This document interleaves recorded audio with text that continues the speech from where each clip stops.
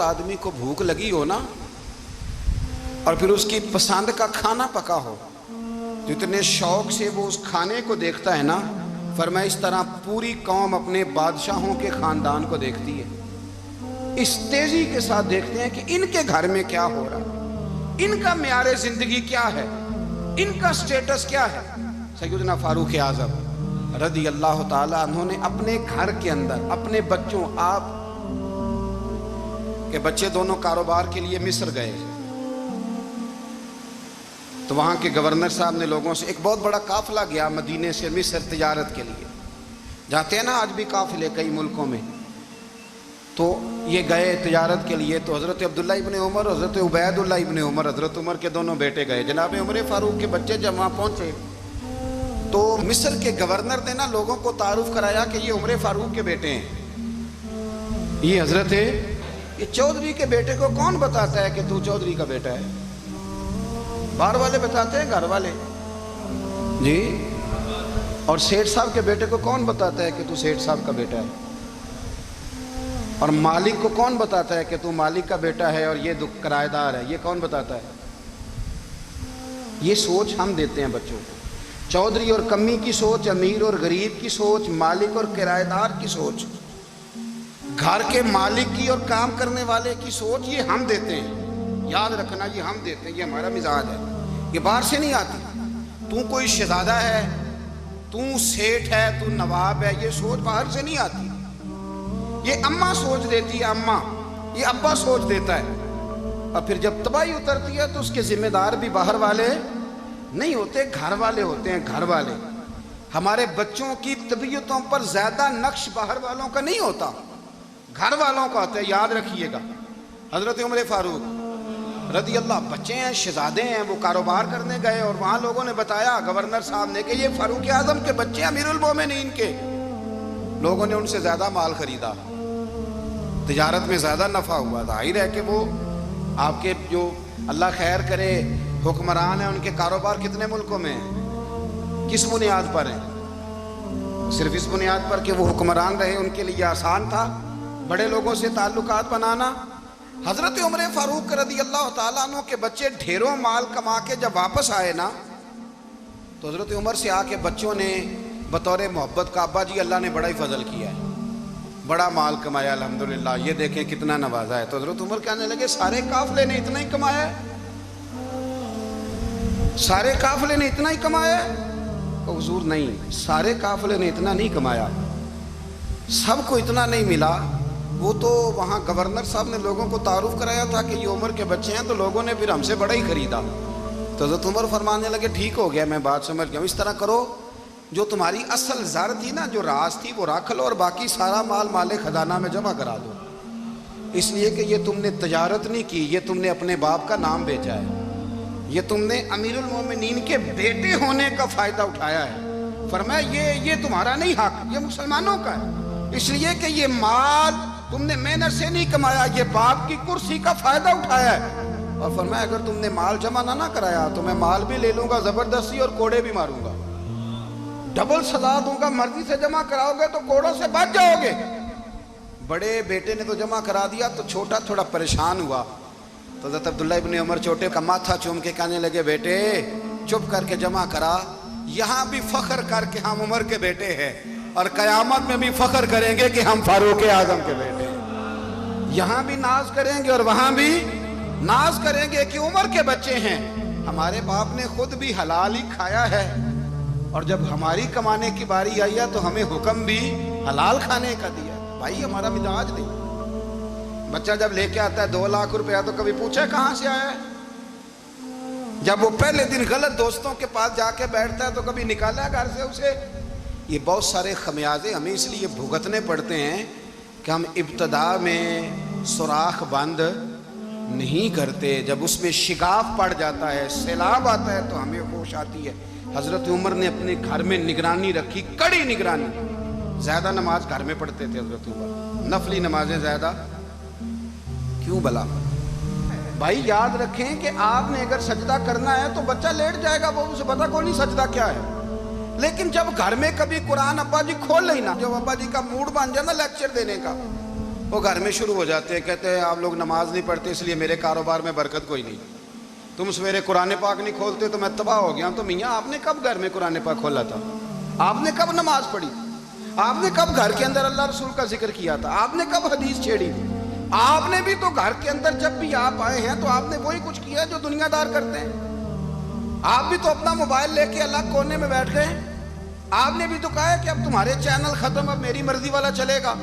تو جو آپ نے کیا ہے بچے بھی وہی کام کریں گے۔ آپ نے بھی گپ شپ لگائی ہے تو وہ بھی لگا رہے ہیں۔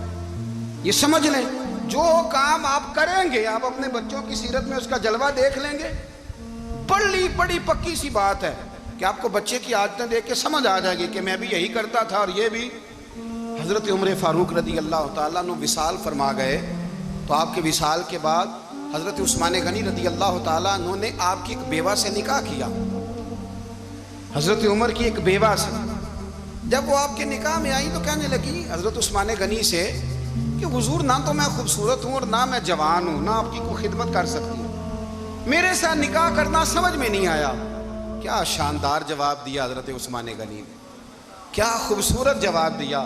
فرمانے لگے میں نے اس لیے نکاح نہیں کیا کہ مجھے تمہارے حسن سے دلچسپی تھی یا تمہاری خدمت کی ضرورت تھی، میں نے تو اس لیے نکاح کیا ہے کہ مجھے بتاؤ عمر فاروق گھر کے اندر اپنے رب کی عبادت کس طرح کرتے تھے، وہ قرآن پاک کس طرح پڑھتے تھے، وہ رویا کیسے کرتے تھے، استغفار کا طریقہ کیا، کس وقت کس انداز میں وہ اپنے رب کو یاد کرتے تھے۔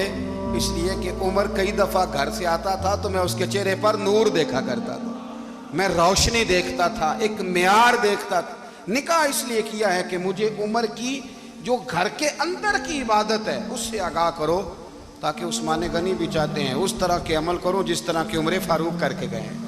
بھائی جب تک ہم اپنے گھر میں وہ توجہ نہیں دیں گے، وہ مزاج دیکھیں نا، ہمارے گھروں میں جب نقشہ پاس ہوتا ہے تو ٹی وی لان بھی اس میں ہوتا ہے، ڈرائنگ روم بھی ہوتا ہے، نماز کی جگہ بھی ہوتی ہے نقشے میں۔ صحابہ جب گھر بناتے تھے تو ایک مسجد بیت کا نقشہ پاس کرتے تھے، ذہن میں رکھتے تھے کہ یہ کونا نماز کے لیے، وہاں جوتے لے کے کوئی نہیں جائے گا، وہاں نماز پڑھی جاتی تھی، عورتیں وہاں اعتکاف کرتی تھیں۔ ٹی وی لان تو آ گیا ہے اور گھر کے اندر ٹی وی رکھنے کے لیے تو ایک کمرہ الگ سے بنا دیا گیا ہے، اور اب جو نئے نقشے پاس ہو رہے ہیں اس کے اندر گھروں کے اندر جگہ بنائی گئی ہے جہاں کمپیوٹر رکھے جائیں گے، اور بچوں کے لیے وائرنگ ہوگی نیچے تاکہ انہیں کوئی مشکل درپیش نہ ہو۔ یہ ساری چیزیں ہم نے نہانے کے لیے گھروں کے اندر اتنے بڑے واش روم بنائے ہیں کہ لگتا یہ ہے کہ سوائے نہانے کے اور کام ہی نہیں کوئی گھر میں ہوگا، ہر چیز آ گئی۔ پر اللہ کرے کوئی تفسیر بھی ٹیبل پہ پڑی نظر آئے، کوئی حدیث کی کتاب بھی ٹیبل پہ پڑی نظر آئے۔ اللہ کرے کہ جس طرح ابا لطیفہ سن کے آتا ہے تو جب تک سنا نہ لے اسے ہضم نہیں ہوتا، اللہ کرے کہ وہ جمعے میں بیان سن کے جائے تو اس کا بھی دل کرے میں اپنے بچوں کو سناؤں، وہ نبی پاک کی کوئی حدیث کہیں سے سنے تو گھر جا کے سنائے۔ جب تک یہ معیار نہیں بنتا آپ کیسے توقع کرتے ہیں کہ گھر کے اندر اللہ کی رحمتیں نازل ہوں گی؟ آپ یہ کیسے توقع کرتے ہیں کہ گھر کے اندر وہ معیار اور وہ مزاج بنے گا؟ حضرت عمر فاروق نے ذاتی زندگی پر جو توجہ دی، گھر والوں کے معیار پر جو توجہ دی حضرت عمر فاروق رضی اللہ تعالیٰ عنہ نے، وہ بھی بڑی دیدنی ہے۔ حضرت ابو موسیٰ اشعری کو نا آپ نے وزیر خزانہ بنایا، وزیر خزانہ، تو حضرت ابو موسیٰ اشعری کہتے ہیں کہ حضرت عمر کو شے خزانے میں رہنے تو دیتے نہیں تھے۔ ایک دن میں صفائی کر رہا تھا اس کمرے کی جس میں خزانہ رہتا تھا۔ ہمارے تو ملک میں جو جاتا ہے وہ صفائی کر کے ہی جاتا ہے، اللہ خیر کرے۔ اور خیر معیار بدلتا ہے، جو پچھلی حکومت ہوتی ہے وہ قرضہ اٹھاتی ہے، وہ باہر سے جاتی ہے تو قرضہ لے کے آتی ہے، اور جو نہیں آتی ہے وہ کہتی ہے ہمیں پیکج مل گیا ہے، وہ قرضہ نہیں اٹھاتے۔ ان کو کیا ملتا ہے؟ یعنی پچھلی نے قرضہ لیا تھا اور ہم نے، واہ جی واہ کیا خوبصورت انداز ہے، اس کا نام بدل کے نا، انہوں نے قرضہ لیا تھا اور ہم نے، میں کہا بڑے شاندار سیانے بندے ہو گئی۔ اور اللہ تعالیٰ خیر فرمائے، ہمارے جو بڑے شاندار قسم کے دوست ہیں نا، شاندار، جن کا ادب سے نام لیتے ہیں، وہ عرب کے بادشاہ ہیں۔ ہم تو عرب خالی کہتے بھی نہیں، عرب شریف کہتے ہیں، عرب شریف۔ انہوں نے پتہ کیا کیا ہے؟ انہوں نے اس طرح کیا ہے کہ جو کشمیریوں کا قاتل تھا نا اس کے گلے میں میڈل ڈال دیا ہے۔ یہی کام وہ کرتے رہتے۔ انہوں نے پہلے انہیں بلا کے مندر بھی بنوائے تھے، ہمیں کوئی شکوہ نہیں، ان کی زمین ہے، اللہ تعالیٰ توفیق عطا کرنے والا ہے۔ پر خیال یہ تھا کہ چلو کشمیریوں کے زخم پر نمک نہ چھڑکتے، 2 مہینے انتظار کر لیتے، کچھ حالات سنور جاتے، کچھ تھوڑا انتظار ہیں۔ ہمارے دوست، ہمارے وزیر اعظم صاحب جب جاتے ہیں تو وہ پھولوں کا ہار ڈالتے ہیں ہمارے دوست، لیکن انہیں وہ حدیث یاد نہیں کہ نبی پاک علیہ السلام نے فرمایا جب میرے مومن کو تکلیف ہوتی ہے تو مجھے بھی گنبد خضرا میں تکلیف ہوتی ہے۔ انہیں نہ کشمیریوں کا خون یاد نہیں آیا، انہیں برہان وانی کی کٹی ہوئی لاش یاد نہیں آئی، انہیں 30,000 بیوہ عورتیں 30,000 بیوہ عورتیں یاد نہیں آئی، 30,000 بیوہ عورتیں جن کے سہاگ اجڑ گئے، اور انہیں 1.25 لاکھ یتیم بچہ یاد نہیں آیا جو یتیمی کی زندگی گزار رہا ہے، اور اس کے باوجود بہت بڑے ذمہ دار ہیں وہ۔ مجھے پڑھ لینے دو آج احمد فراز کا شعر، وہ ہمارے مکتب کوئی ایسا نہیں کہ وہ مولوی تھا، وہ غیر جانبدار تھا، پر مجھے آج پڑھ لینے دو اس کا شعر، ایک کلیجے کا درد ہے، پڑھ لینے دو۔ اس نے کہا تھا کہ پڑھتا ہوں تو کہتی ہے یہ خالق کی کتاب ہے، مثل یہودی یہ سعودی بھی عذاب، اس قوم کے بارے میں کیا لکھوں فراز، کعبے کی کمائی سے جو پیتے ہیں شراب، کعبے کی کمائی سے جو پیتے ہیں شراب، اس قوم کے بارے میں کیا لکھوں فراز، کہ کعبے کی کمائی سے جو پیتے ہیں شراب۔ میں خیال نہیں آیا تمہارا صرف دین یہ ہے کہ قبریں گرا دو، مزارات گرا دو، فقط یہ دین ہے؟ کوئی نبی پاک کے روزے کی طرف منہ کرے تو اسے مشرک کہو، یہ دین ہے؟ اس کا نام مذہب رکھا ہے تم نے؟ مذہب تو اس کا نام ہے کہ جو رسول اللہ کا نام لینے والا ہے وہ ہمارا یار ہے، اور جو نبی پاک کا نام لینے والا نہیں، ہمارا اس سے کوئی تعلق ہے، یہ دین ہے۔ حضرت عمر فاروق کی سیرت سنا رہا ہوں، حضرت عمر کی۔ حضرت ابو موسیٰ اشعری نے ایک عیسائی کو منشی رکھا تھا، اکاؤنٹ آفیسر حضرت ابو موسیٰ اشعری نے۔ تو حضرت عمر فاروق بول پڑے، کہنے لگے تمہیں مسلمان کوئی نہیں ملا تھا؟ کلمہ گو نہیں تمہیں نظر آئے؟ کشمیریوں کی لاشیں نظر نہیں آتی؟ ان کا خون بہ رہا ہے، تباہی اتر رہی ہے، اور تم قاتل کو گولڈ میڈل پہنا رہے ہو۔ اور یاد رکھنا، جب مسلمانوں کی بچیاں روندی جاتی ہوں نا تو پھر اسلام امن کا درس نہیں دیتا، پھر اسلام جہاد کی بات کرتا ہے، پھر اسلام جہاد کی بات کرتا ہے، جہاد کی۔ وہ قومیں غیرت مند نہیں ہوتی کہ جن کے گھروں میں آگ لگی ہو اور وہ غیروں کو ہار پہناتی پھریں۔ اللہ کا کچھ خوف کرو، زندگی مختصر ہے، دبئی میں کتنے رہے اور کتنے چلے گئے، خدا را کچھ خدا تم سے اچھے تو وہ نیو یارک کے رائٹر ہیں جو کم از کم اپنے کالموں میں کشمیر کی بات کرتے ہیں، تم سے اچھا برطانیہ کا وہ شخص ہے جو کم از کم BBC لندن پہ رپورٹ جاری کرتا ہے تو کہتا ہے کشمیر پہ ظلم ہو رہا ہے، تم سے تو وہ اچھے رہ گئے۔ تم نے بات کرنا تو دور کی بات، تم نے دشمنوں کے گلے میں ہار پہنانے شروع کر دیے۔ کل جب پوچھیں گے بلا کے تم کو اپنے سامنے، کیا جواب جرم دو گے تم خدا کے سامنے؟ بڑی تکلیف ہوئی، بڑی تکلیف ہوئی۔ وہ نا منصور حلاج کو پھانسی دی جا رہی تھی تو حضرت جنید بغدادی بھی آ کے دیکھنے لگے، تو منصور حلاج کہنے لگے بابا سارا زمانہ دیکھے پر تو نہ دیکھ، سارا زمانہ تماشا دیکھے انہیں تو پتہ کوئی نہیں نا، تو نہ دیکھ۔ عرب شریف والو، ٹرمپ اسے انعام دیتا تو تکلیف کوئی نہیں تھی، ملکہ وکٹوریا اسے انعام دیتی تو تکلیف کوئی نہیں تھی، پر تم تو نہ ایسا کرتے، تم تو اپنے تھے، تم تو کلمہ گو تھے، تم تو یہ ظلم نہ کرتے، تم تو یہ حرکت نہ کرتے۔ میں کہتا ہوں ٹھہر ہی جاتے، جانا نہیں دنیا سے، اللہ کی حضور حاضر نہیں ہونا۔ جب رسول اللہ قبر میں آئیں گے تو کیا جواب دو گے؟ خدا را حضور نے فرمایا تھا گناہ روک نہیں سکتے تو دل میں ہی برا جان لو، ذالک اضعف الایمان، یہ کمزور ایمان ہے، کم از کم اتنی حد تک تو آ جاؤ، دشمن سے گلے تو نہ ملو۔ خدا را سمجھے، ہمارا پہلا تعارف یہ ہے کہ ہم رسول اللہ کے غلام ہیں۔ اقبال نے کہا تھا وطن کا بت نہ بنانا، وطن کو بت نہ بنانا۔ اقبال کہنے لگے ان تازہ خداؤں میں بڑا سب سے وطن ہے، جو پیرہن اس کا ہے وہ مذہب کا کفن ہے، اس لیے کہ بازو تیرا توحید کی قوت سے قوی ہے، اسلام تیرا دیس ہے، اسلام تیرا دیس ہے، کیونکہ تو مصطفی ہے، تو نبی پاک والا ہے، مصطفیٰ والا، اسلام تیرا دیس ہے، تو مصطفی ہے۔ امریکہ میں جو مسلمان رہتا ہے ہمارا بھائی ہے، اور پاکستان میں جو مرزائی رہتا ہے اس سے ہمارا کوئی تعلق نہیں ہے۔ حضرت عثمان غنی نے اپنے چچا کے بیٹے سے کہا تھا کہ تو کلمہ نہیں پڑھتا تو تیرا میرا رشتہ کوئی نہیں. بلال حبش سے آیا ہے پر میرے نبی کا غلام ہے تو سگے بھائیوں سے بھی آگے ہے. ہزاروں قومیں وجود میں آئیں دہر میں خشک و تر کے رشتے سے، پر ہم نے بنیاد دوستی رکھی یاد خیر البشر کے رشتے سے. اپنی ملت پر قیاس اقوام مغرب سے نہ کر، خاص ہے ترکیب میں قوم رسول ہاشم. کچھ خیال کریں، پہلا تعارف دین ہے، اگر دین نہیں تو پھر کسی وطن کی کوئی ضرورت. اس لیے کہ پاکستان کا تصور اقبال نے پیش کیا نا، تو اقبال کہنے لگے ان تازہ خداؤں میں بڑا سب سے وطن ہے جس کو تم بت بنا کے پوجتے ہو. ہمارا وطن تو ہمیں جان سے زیادہ پیارا ہے، پر پہلے پاکستان نہیں، پہلے اسلام. پہلے اسلام تیرا دیش ہے، تو مصطفی ہے. تو آمدان برسر مطلب حضرت عمر فاروق رضی اللہ تعالی عنہ. حضرت سیدنا ابو موسیٰ اشعری کہتے ہیں کہ میں نے نا صفائی کی، مال غنیمت کی میں نے صفائی کی، تو ایک دینار مجھے نا کہیں پڑا ہوا مل گیا. تو فرماتے ہمیں اجازت ہوتی تھی کہ ایک آدھ دینار ہم اپنی مرضی سے کہیں خرچ کر سکتے تھے. اگر آپ ناراض نہ ہوں تو ہمارے ہاں جب چیئرمین صاحب ناظم صاحب ٹھیکے دیتے ہیں تو ٹھیکیدار ان کا چھوٹا بھائی ہوتا ہے، یا چچا کا بیٹا ہوتا ہے، یا خالہ کا بیٹا ہوتا ہے. وہ خود ناظم ہوتے ہیں اور ان کا چھوٹا بھائی ٹھیکیدار ہوتا ہے. یعنی وہ نا سارا کچھ گھر کے اندر ہی رہتا ہے.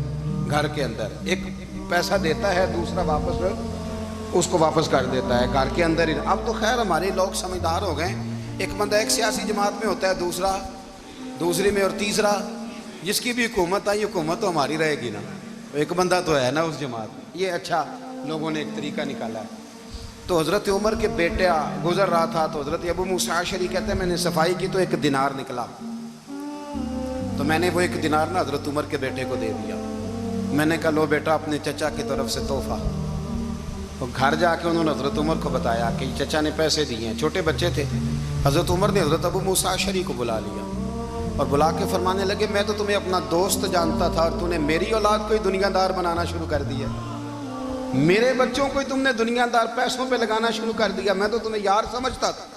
فرمایا تمہیں چاہیے تھا میرے بیٹے کو نصیحت کرتے کہ بیٹا پیسوں سے رب راضی نہیں ہوتا، اس کی رضا والے کام کیے جائیں تو رب راضی ہوتا ہے.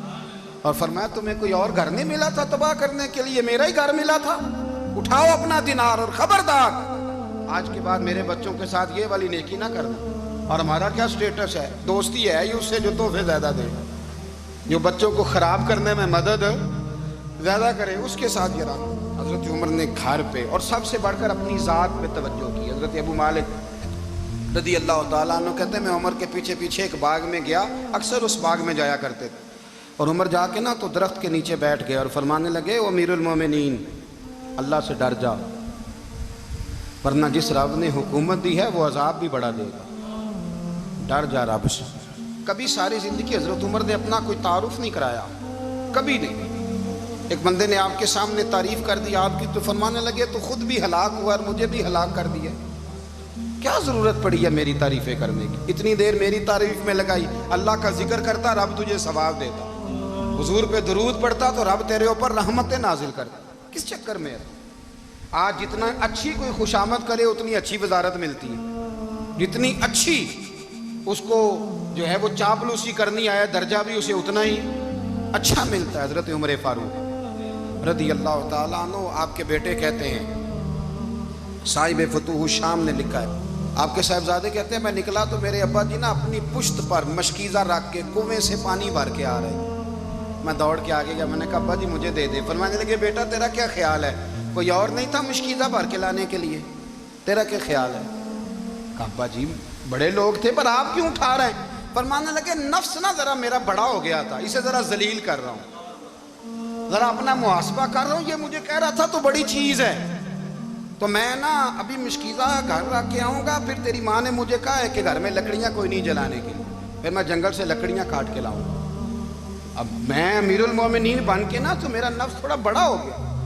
اب یقین کریں ہمارا آزما خراب ہو جاتا ہے جب تک ہمارا تعارف صحیح نہ ہو، ہمارا تعارف ٹھیک نہ ہو. میں یہ ہوتا ہوں، میں وہ ہوتا ہوں. چھوڑ مٹی دیں تے مٹی رہنا ہی، مٹی دیں تے مٹی دیں تے مٹی رہنا ہی.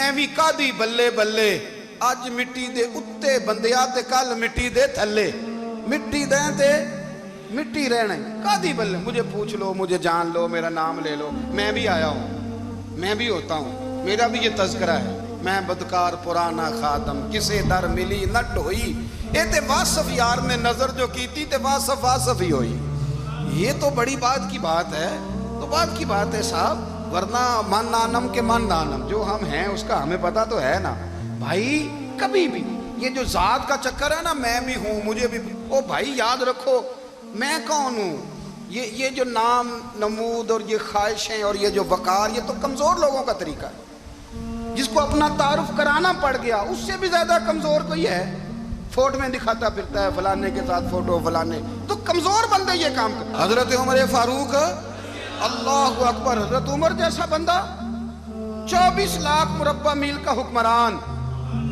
और शाह रूम को खत लिख के कहता है मैं मिन्नत नहीं करता मैं हुक्म देता हूँ ना तगड़ा बंदा जंगे कादसिया के लिए हजरत साद बिन नबी वकास को भेजा फतुह शाम पढ़ के देखें हजरत उमर बड़े परेशान हैं इतने दिन हो गए कोई रिपोर्ट ही नहीं आई अब तो मोबाइल है ना तो एक एक मिनट की रिपोर्ट लें आप बल्कि आप एक एक मिनट की फ़ोटो लें आप रिपोर्ट तो दूर रह गई हज़रत उमर फारूक रदी अल्लाह ताला अन्हु बड़े परेशान है कि कादसिया में हज़रत साद बिन नबी वकास के साथ लोग जिहाद करने गए रिपोर्ट कोई नहीं आ रही इतने परेशान थे कि बाहर निकल के ना उस रास्ते पे बैठ जाते जो रास्ता कादसिया की तरफ से आता था उस जो भी आता जाता पूछते जंग के क्या हालात है उधर जब अल्लाह ने फतह दे दी ना तो हज़रत साद बिन नबी वकास रदी अल्लाह ताला अन्हु ने ना एक कासिद को खत दे के भेजा कहने लगे उमर के पास जाओ उन्हें इत्तला दो कि अल्हम्दुलिल्लाह अल्लाह ने इस्लाम को फतह अता कर दी ये हज़रत उमर को जाके देना वो बड़े परेशान होंगे वो जो उस ज़माने में इस तरह होता था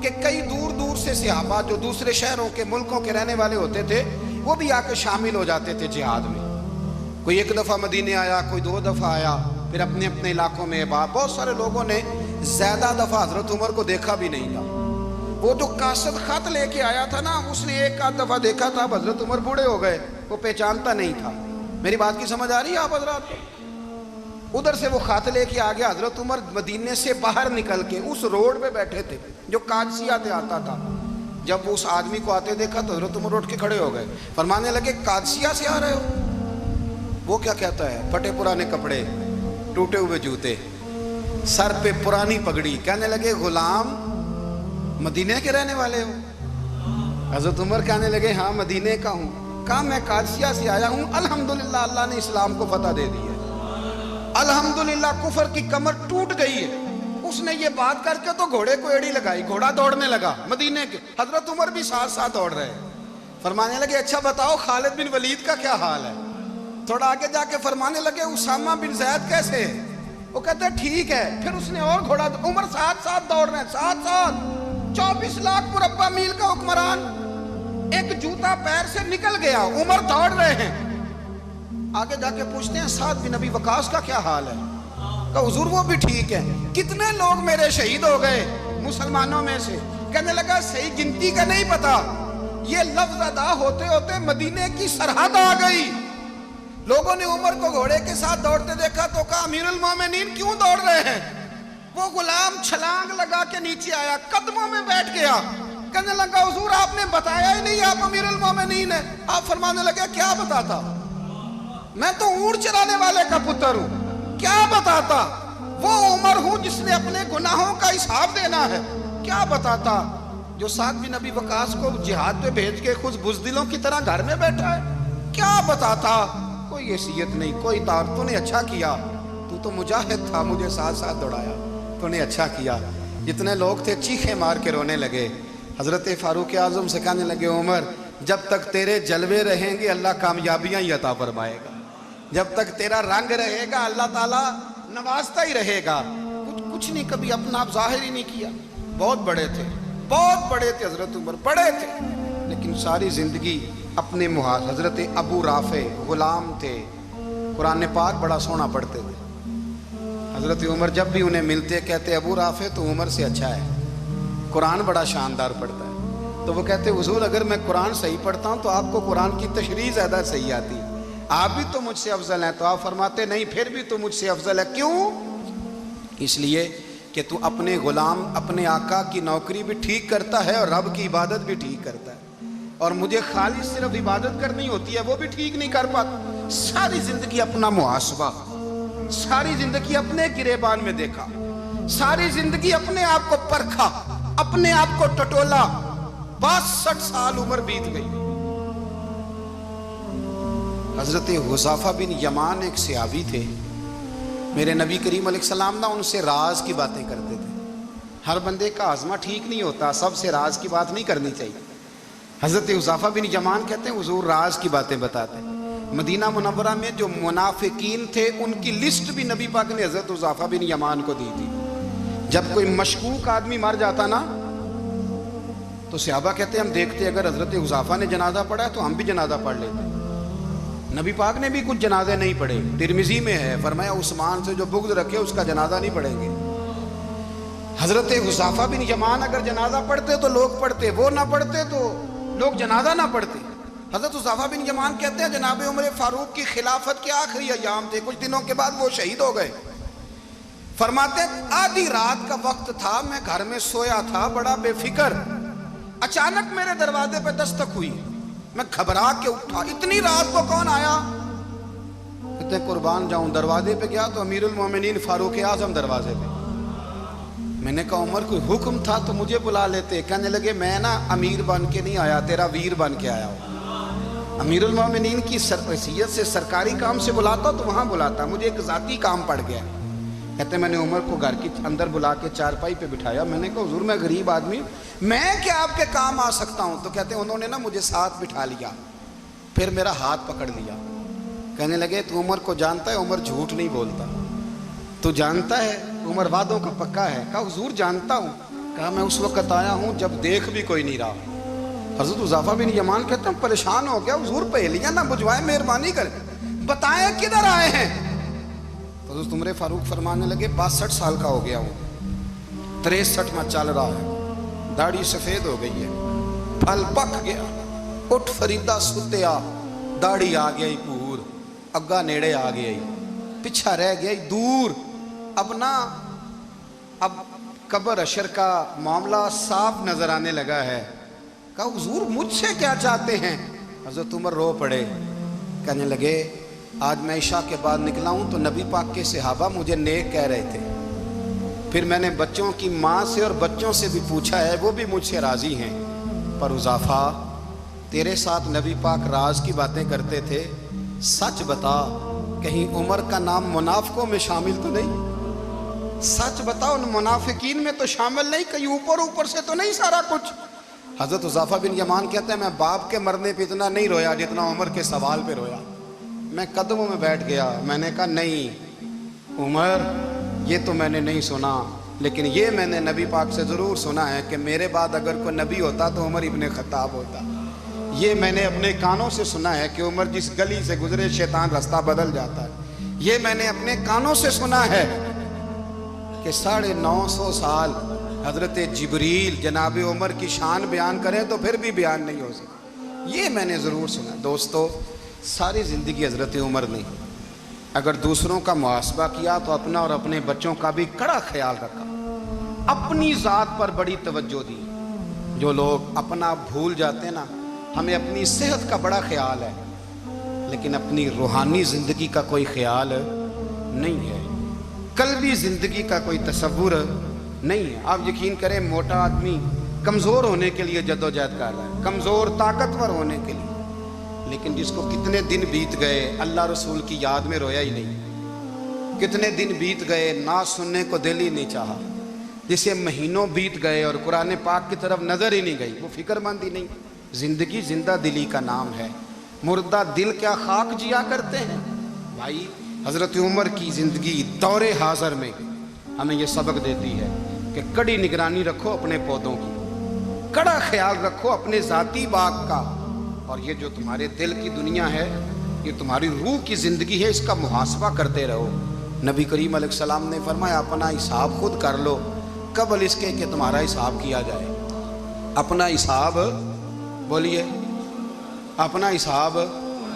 ہم ساری دنیا کا حساب کرتے پھرتے ہیں، کوئی کہاں سے کماتا ہے کہاں کھاتا ہے، پر اپنا حساب हुजूर ने फरमाया हिसाब कर लो कबल इससे कि तुम्हारा हिसाब, मौला अली फरमाते हैं नमाज पढ़ लो कबल इसके कि तुम्हारी नमाज पढ़ी जाए, नमाज पढ़ लो कबल इसके कि तुम्हारी, अपना मुहासबा करें। थोड़ा सा ना ऊपर दाएं बाएं देखने की बजाय थोड़ी सी गर्दन झुका के ना, दरवेश कहते हैं बुरे बंदे नु मैं लभन टुरिया ते जग ते मिलिया ना कोई, अपने अंदर झाती पाई ते मैथों बुरा ना कोई। थोड़ी सी ना, थोड़ी सी अपनी तरफ तवज्जो दें। हम ना बेचैन वक्त गुजार रहे हैं, बेकरार हैं, बेसुकून हैं। सबब ये है कि हमने ना अपना हिसाब करना छोड़ दिया है। हिसाब करोगे, बेहिसाब तो बंदा रोटी खा ले तो बीमार हो जाता है, और अगर ज़िंदगी बेहिसाब गुजरे, गुनाहों का हिसाब ही ना किया जाए, तकवे की तरफ तवज्जो ही ना की जाए, तो फिर ज़िंदगी दुश्वार हो जाती है। और अल्लाह पूरी उम्मत मुस्लिमा को एक हज़रत उमर फ़ारूक रदी अल्लाह तआला अन्हु के तरीके पर चलने वाला लीडर अता फरमा, हमेशा मिदहत खैरुल अनाम में गुजरे। दुआ है ये उमर दरूद।